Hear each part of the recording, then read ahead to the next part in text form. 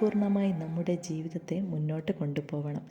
എന്ന് വെച്ചാൽ ചിലർക്കത് സാധിക്കാം, മറ്റു ചിലർക്കത് സാധിക്കില്ല എന്നൊക്കെ കേട്ടിട്ടുണ്ട്. പക്ഷേ ഓരോരുത്തരുടെയും മനസ്സ് അവരവർ ആ മനസ്സിനെ തീർന്നപ്പെടുത്താൻ ശ്രമിക്കണം. എങ്ങനെ സന്തോഷപൂർണ്ണമാക്കാമെന്ന് അവർ സ്വയം മനസ്സിരുത്തി ചിന്തിച്ച് കൂട്ടണം. ചിന്തിച്ച് നമുക്ക് മനസ്സിലാവും ഓരോ ദുഃഖവും എങ്ങനെ മറികടക്കാമെന്ന്, നമുക്ക് സന്തോഷിക്കാമെന്ന്. അങ്ങനെ ഓരോരുത്തരുടെ ദുഃഖവും സന്തോഷവും എന്നും സന്തോഷത്തിൻ്റെ കീഴിൽ മാത്രമായി നമുക്ക് കൈകോർത്ത് സന്തോഷത്തോടെ ജീവിക്കാം.